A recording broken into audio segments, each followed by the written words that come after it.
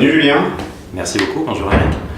Donc, bienvenue dans notre nouvelle émission Basique Programmatique, avec lesquelles nous revoyons les fondamentaux du programmatique, donc du marketing programmatique, donc principalement les technologies ainsi que les méthodologies qui permettent justement d'acheter et de vendre de la publicité digitale.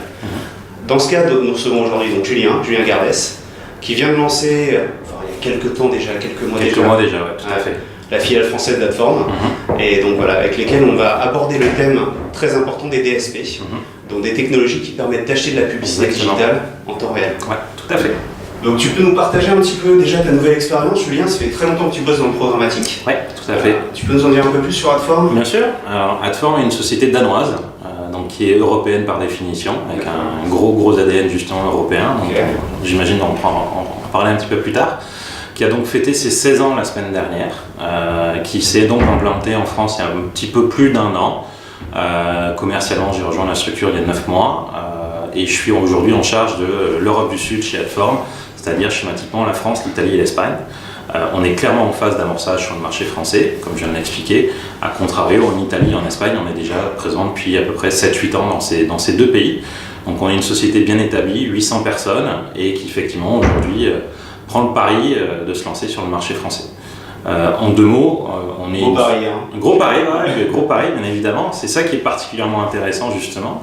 En termes de proposition de valeur, on est effectivement une solution dite full stack. Alors chacun a sa propre définition du full stack. Côté Adform, c'est-à-dire proposer 3 briques essentielles à l'ensemble des marketeurs, des annonceurs, des agences, que sont un ad server, un DSP et une DMP. C'est ce qu'on propose aujourd'hui sur le marché français. Comme tu disais, gros défi, évidemment, puisqu'on arrive un petit peu avec un time to market un petit peu compliqué, mais c'est ce qui, moi, m'a très fortement intéressé, justement, de sortir un petit peu des sentiers battus, de relancer une structure comme j'avais pu le relancer précédemment chez Rubicon Project, que j'ai lancé en 2010, et aussi avec une volonté de me rapprocher de l'agence et du marketeur, parce qu'au final, c'est quand même l'entité où c'est le début de la chaîne alimentaire, on va dire, donc autant être plus proche de ces gens-là pour comprendre leurs enjeux, leurs problématiques et leurs attentes, bien évidemment. D'accord, donc un focus clairement annonceur et agence. Tout à fait. Les deux à égalité, ou est-ce qu'il y a une... Non, les deux à égalité. Aujourd'hui, c'est vrai que historiquement, l'ensemble des budgets marketing ont été traités par les agences. Les agences sont encore nos plus gros clients aujourd'hui. Maintenant, c'est vrai qu'en 2017, derrière différentes notions telles que la visibilité, la transparence, la fraude, le discours d'un prénommé Mark Pritchard de Procter & Gamble au mois d'avril dernier à Miami, il y a tout un phénomène un petit peu de transformation qui est en train de s'opérer avec un mot, un maître-clé qui est l'internalisation. Alors il y a plein de manières d'adresser le sujet, mais aujourd'hui c'est vrai qu'on va parler autant à des annonceurs en direct qu'à des agences pour leur proposer notre proposition de valeur. Basique. Donc merci Julien pour cette introduction très complète. Maintenant, est-ce que tu peux nous dire quels usages un annonceur et une agence peuvent faire d'un DSP? Bien sûr. Alors, le DSP, donc déjà pour les béotiens, Demand Side Platform, on adore fonctionner sous forme d'acronyme, 3 lettres le plus souvent.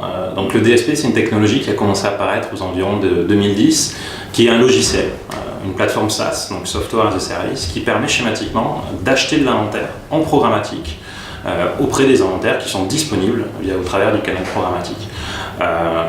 Schématiquement, le DSP, donc ce logiciel, a remplacé progressivement le modus operandi qui était très manuel d'achat et de vente d'espaces publicitaires sur Internet, qui historiquement se faisait, on va dire dans le meilleur des cas au travers d'un fichier Excel, dans le pire des cas au travers d'un fax, qui était très long, très chronophage, avec plein d'allers-retours. Aujourd'hui, c'est ni plus ni moins qu'une plateforme de trading, un logiciel qui, en quelques clics, en quelques secondes, va permettre de monter un plan média et d'acheter l'inventaire qu'on décide d'acheter. C'est des plateformes aujourd'hui qui ont un devoir impérieux d'être très agnostiques par rapport au support qu'on va pouvoir acheter et qui doivent aussi être complètement compatibles avec l'ensemble des formats et des devices, donc très schématiquement le display, le mobile, la vidéo, etc. Donc un enjeu technologique. Bien sûr. C'est vrai qu'il y a des gros enjeux, des grosses contraintes techno quand même en termes d'infrastructure notamment. Ouais. Et un enjeu d'être exhaustif aussi au niveau des formats. Ouais. Le but du jeu, c'est de vraiment proposer une plateforme la plus complète. Mon avis qui est très personnel, c'est que le programmatique a souffert et souffre d'une problématique de fonctionnement en silo, qui est très cloisonnée. Schématiquement, il a existé des ad serveurs qui faisaient que de l'audio, qui faisaient que de la vidéo, que du display. On a encore aujourd'hui des DSP qui sont spécialisés que sur du mobile, que sur de la vidéo. Le parti pris d'Adform est d'être une solution qui doit être déjà la plus ouverte possible, donc ça nécessite tout un écosystème de partenaires pour mener l'ensemble des opérations du début jusqu'à la fin, et puis surtout d'être le plus agnostique et le plus, on va dire, complet possible. Aujourd'hui, un utilisateur d'Adform peut acheter un 300-250 classique, peut acheter un interstitiel mobile, même si c'est un format un petit peu compliqué en ce moment, peut acheter un pré-roll, un mid-roll, un post-roll, peut également acheter de l'inventaire programmatique sur l'affichage urbain. Bon voilà, il y a de l'audio sur Spotify. Le but du jeu, c'est vraiment de proposer un service, un logiciel intégré qui va être capable de répondre à l'ensemble des problématiques du marketeur, que ce soit encore une fois une problématique par format et par device. Donc c'est bien le cas d'Adform. Vous couvrez tous les leviers, les canaux. C'est bien le cas d'Adform, tout à fait. Ok. Simple, basique. Julien, est-ce que tu peux nous dire pourquoi un DSP est un outil fondamental pour les annonceurs? Les fonctionnalités, on va dire, essentielles du DSP, en complément de cette phase d'achat, c'est aussi d'acheter intelligemment, d'acheter pertinemment. Et à partir de là, on a 3 grands critères, 3 modes de ciblage additionnels qui vont rentrer en compte. Le premier, bien évidemment, c'est le capping. C'est de faire en sorte que ta publicité soit exposée un certain nombre de fois aux visiteurs uniques, ni trop peu, ni trop, voilà, très clairement. Et donc de pouvoir maîtriser ce nombre d'expositions publicitaires par visiteur unique sur l'ensemble des médias que tu vas acheter. C'est là où c'est particulièrement intéressant. C'est-à-dire que ton capping, tu vas pouvoir l'opérer de manière complètement transversale. Et réellement le maîtriser. Et réellement le maîtriser, bien évidemment. Ce n'est pas le cas sans un DSP. Mais sans un DSP, ton capping il va se gérer au niveau de l'éditeur. Donc si tu fais un plan média sur 3 éditeurs et tu imposes un capping de 3, en fait, ta publicité va être potentiellement vue 9 fois par Monsieur Dupont. Si tu as 3 éditeurs. Si tu as 3 éditeurs. Okay. Voilà. Là, grâce au DSP, en fait, le capping il est transversal. Donc tu vas dire, je veux exposer que 3 fois cette publicité à un visiteur unique et le capping va s'opérer sur l'ensemble des supports que tu vas acheter. Donc déjà, c'est ce qui va te permettre de mieux cibler tes impressions. Après, bien évidemment, le DSP permet de choisir très précisément d'acheter impression par impression. On aurait dû commencer par là. La grande différence, elle est là. Historiquement, on achetait par paquet de 1000. Là, au travers du DSP, tu vas choisir uniquement les impressions qui t'intéressent selon différents critères. Sur la cible et sur les personnes. Sur la cible, sur le support diffusant, sur le format, sur la position de la page. Il y a plein de critères qu'on va recevoir dans ce qu'on appelle une bid request auquel on va répondre avec une bid response qui vont permettre de dire j'achète ou j'achète pas. C'est hyper intéressant déjà de pouvoir acheter impression par impression. Donc on l'a vu, ce premier critère. Le deuxième, le capping. On peut bien évidemment parler de visibilité. Donc tu vas aussi dire à ton DSP de n'acheter que des inventaires qui vont être visibles et tu vas pouvoir toi-même définir tes critères de visibilité. Ils sont complètement personnalisables. C'est un gros sujet sur le marché. C'est un gros sujet, bien évidemment, parce que le but du jeu, on dit souvent que quand tu dépenses $100, tu en as 50 qui vont marcher et 50 qui n'ont pas marché, mais tu ne sais pas lesquels ont marché et lesquels n'ont pas marché. Le but du jeu, bien évidemment, aujourd'hui, c'est d'avoir une publicité qui soit visible, on en parle énormément. Et donc, bien évidemment, la visibilité, c'est un métier compliqué, attention, mais c'est un critère effectivement impératif aujourd'hui pour n'importe quel DSP de pouvoir proposer de manière propriétaire ou il y a des associations avec des technologies tierces, ce critère de garantie de bonne visibilité de tes objets publicitaires. C'est l'annonceur qui choisit son pourcentage de visibilité et la durée. Alors c'est l'annonceur, son agence. L'IAB a émis des normes qui sont unanimement reconnues comme étant un petit peu légères, voilà. Mais on peut complètement les personnaliser, bien évidemment. Tu vois quoi en moyenne, toi? En moyenne sur les campagnes que vous gérez, que ce soit par agence ou via les annonceurs en direct, t'es quoi? T'es au minimum à 70% ou alors le minimum un peu plus bas? Alors le minimum du minimum, c'est 50% une seconde. Aujourd'hui, on va dire 50% de la surface d'exposition, c'est vraiment un strict minimum, très clairement. Aujourd'hui, on est déjà plutôt sur augmenter le temps de diffusion. Peut-être passer de 1 seconde à 2 à 3 secondes. Certaines agences ont leur propre politique, c'est-à-dire que pour l'ensemble des campagnes qu'elles vont opérer, on va dire nous, ça sera 2 secondes. Voilà. Là, le but du jeu, c'est d'être, nous, en tant que plateforme média, de plateforme logicielle, plutôt d'être complètement agnostique et de répondre à ce que veut mettre en place l'acheteur. Ok. Pour finir, tu peux nous faire un petit point sur la fraude, ouais. qui est un très gros sujet aussi, et alors, en plus qui est un sujet anxiogène, encore plus que la visibilité. Bien sûr. Alors la fraude, bien évidemment, c'est un immense sujet, parce que, encore une fois, il y a eu historiquement des pratiques douteuses sur le marché. Aujourd'hui, technologiquement parlant, on a la capacité de les déceler. À titre d'exemple, au mois de décembre, Adform a mis à nu, a découvert la plus grosse fraude publicitaire jamais découverte, qui s'appelle IfBot, qui coûtait jusqu'à à peu près $500 000 par jour aux marketeurs. Donc on est très fiers d'avoir Au niveau mondial? Au niveau mondial, oui, tout à fait. Donc on est très fiers d'avoir mis ça à jour. Aujourd'hui, la fraude, il y a deux manières de la gérer. Déjà, faire en sorte quand tu es un annonceur, une entité acheteuse, une agence, un annonceur, déjà de n'acheter que sur les inventaires que tu vas, toi, whitelister, que tu vas reconnaître, que tu vas garantir, que tu vas cautionner. Ça, c'est le premier point. Et arrêter d'acheter un petit peu à volo sur des inventaires que tu maîtrises beaucoup moins. C'est le premier point. Et deuxième point, sur une norme marché, on a une initiative qui s'appelle ads.txt qui a été mise sur le marché, où en fait aujourd'hui chaque éditeur doit déclarer dans un tout petit fichier texte à la racine de son site internet les SSP avec lesquels il va collaborer, les vendeurs avec lesquels il va collaborer de manière directe ou indirecte. Ce qui fait qu'aujourd'hui, nous en tant que DSP, quand on va recevoir un appel à enchères d'un éditeur, et si cet éditeur n'a pas identifié le partenaire programmatique qui nous envoie cette bid request, si on ne l'a pas identifié comme tel, on va annuler la demande d'enchère, on ne va pas la traiter. Donc ce qui va permettre de contrôler et de mieux maîtriser les entités qui sont autorisées à vendre l'inventaire d'un éditeur.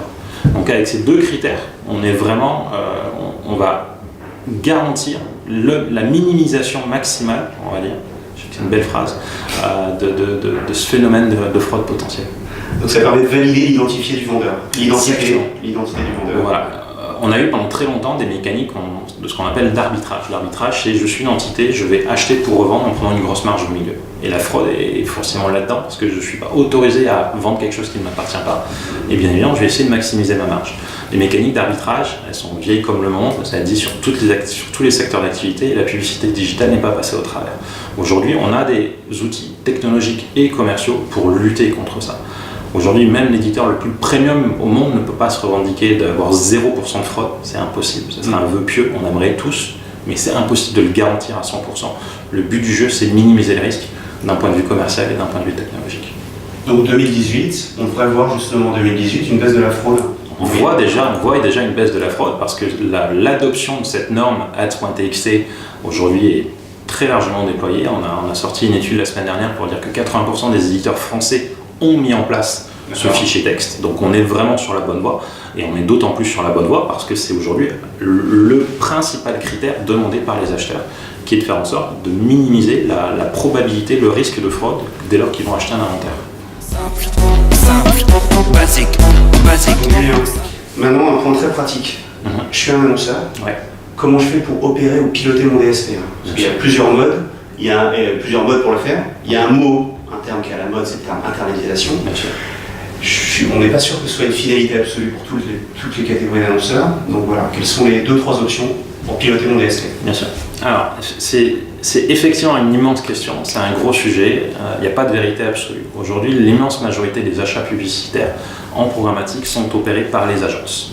Les agences ont immensément d'avantages, c'est de permettre à l'annonceur de sous-traiter cette activité-là, donc de ne pas avoir à s'occuper de toutes ces problématiques, que ce soit de contractualisation avec des technologies, de montage d'équipes, etc., etc. Donc on va dire, le schéma encore aujourd'hui en 2017 est à ce que les agences continuent d'opérer leurs achats programmatiques. Cependant, on a vu quelques annonceurs aller effectivement sur cette mécanique d'internalisation. Il y a deux modèles qu'il faut bien distinguer. Des annonceurs qui ont pris le parti d'internaliser à 100%, il y en a très très peu, une poignée dans le monde, très clairement. Ils sont très très gros. C'est très très gros. Ça sous-entend de contractualiser directement avec les technologies, de monter des équipes pour opérer les achats et d'avoir une puissance de feu, une puissance de négociation commerciale auprès des éditeurs proche ou semblable à celle que peuvent avoir les principales agences. C'est très compliqué. Donc, de facto, on est aujourd'hui beaucoup plus sur des modèles d'internalisation un petit peu hybrides où en fait, l'annonceur va lui-même contractualiser avec une technologie, avec son ad server, avec son DSP, va lui-même gérer la partie contractuelle avec son prestataire de technologie, mais c'est l'agence qui va continuer à opérer ses achats médias. Parce que l'agence a des traders, l'agence a des années d'expérience, l'agence a des capacités de négociation auprès des éditeurs que l'annonceur n'aura pas forcément. Donc aujourd'hui, on est beaucoup plus sur ce modèle hybride qui est excessivement rassurant pour les deux parties. L'agence continue à avoir sa vocation de centrale d'achat, de conseil et de gestion des campagnes, et de faire son métier, très clairement. Et l'annonceur, lui, aujourd'hui, il a le côté rassurant qui est double à mon sens, qui est déjà de savoir que si demain il veut changer d'agence, parce que c'est des choses qui arrivent, il ne faut pas se leurrer, il peut récupérer tous ces assets data, tous ces historiques de campagne et les transférer auprès de la nouvelle agence auquel il aura travaillé, c'est le premier point. Et puis deuxièmement, on est en 2018, dans 4 mois arrive cette fameuse nouvelle loi RGPD, donc tout ce qui est autour du contrôle de la data. Et aujourd'hui, les annonceurs ont pour objectif de dépendre au minimum d'entités tierces pour le contrôle de leur data. Donc elles se disent, autant moi-même contrôler ma data auprès du prestataire technologique avec lequel je collaborais, comme ça au moins je suis certain de minimiser les risques, quels qu'ils soient. Ok, donc ce mode de pilotage hybride, en fait, où l'annonceur contractualise et laisse le pilotage de son DSP à une agence, oui, répond vraiment aux besoins de transparence qui est émis par le marché depuis maintenant plusieurs années quand même. C'est aujourd'hui, c'est entre guillemets le cas le plus fréquent dans cette mécanique d'internalisation. Ça va répondre aux enjeux de l'annonceur sur la transparence, le contrôle de la data. On a eu pendant très longtemps aussi encore un nouvel anglicisme autour du data leakage, qui est responsable de ma data, qui appartient à la data, etc. Donc c'est aujourd'hui vraiment la stratégie qui va permettre d'associer le meilleur des deux mondes, le contrôle de ma data, une transparence auprès de l'outil technologique avec lequel je collabore, avec laquelle je vais contracter en direct, tout en laissant faire l'agence son métier, qui va donc la partie conseil, la partie achat et la partie négociation auprès des supports.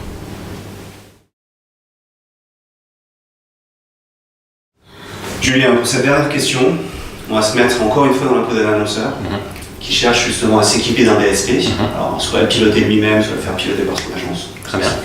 C'est même pas le fond du problème. Par contre, il va forcément étudier des solutions qui sont sur le marché depuis longtemps, qui sont très connues. Bien sûr. Il y a DBM de Google, il y a Nexus, pour citer que les deux plus gros. Donc toi, au niveau de ta technologie Adform, qu'est-ce que tu proposes justement, quelles sont tes forces par rapport à ces acteurs qui sont très gros et très bien implantés sur le marché? Bien sûr. Justement, tu l'as dit, ils sont très gros. Être gros, c'est autant un avantage qu'un inconvénient. Donc on va opposer à ça plusieurs éléments. Le premier point, je l'ai dit en introduction, Adform est une société danoise, européenne, nordique, ce qui sous-entend plein de choses dans la philosophie de la société, dans l'ouverture et dans la mentalité déjà de la société. Et aujourd'hui, Adform est d'ores et déjà compatible avec cette fameuse loi RGPD qui arrive dans 3 mois. Adform va proposer l'ensemble de ces infrastructures technologiques en Europe, à Copenhague en l'occurrence. Donc on va... Tous les serveurs sont à Copenhague. Tous les serveurs pour l'Europe sont à Copenhague. Après, on est une société globale, donc on a des activités dans d'autres continents et donc on va avoir des data centers ailleurs. Mais si je suis un annonceur français, si tu es un annonceur français, tu peux être certain que l'ensemble de tes données ne sortira jamais de l'Union européenne. On a même eu un cas de figure il n'y a pas très longtemps où toi, Eric, tu pars en vacances aux États-Unis, tu vas aller sur Internet, l'ensemble des datas qui vont être liées à ton profil alors que tu es même aux États-Unis en train de consulter un site média français, continueront à être observés depuis l'Union européenne. Donc on est vraiment hyper à cheval sur ce point-là. La RGPD est quelque chose qui fait peur à beaucoup de gens, qui est encore un petit peu incompris, mais bon, il y a quand même beaucoup de peur et beaucoup d'inquiétudes à juste escient. Donc on va garantir, noir sur blanc, à l'ensemble de nos clients que tout ce qui est problématique RGPD, ils n'auront pas de soucis par rapport à ça.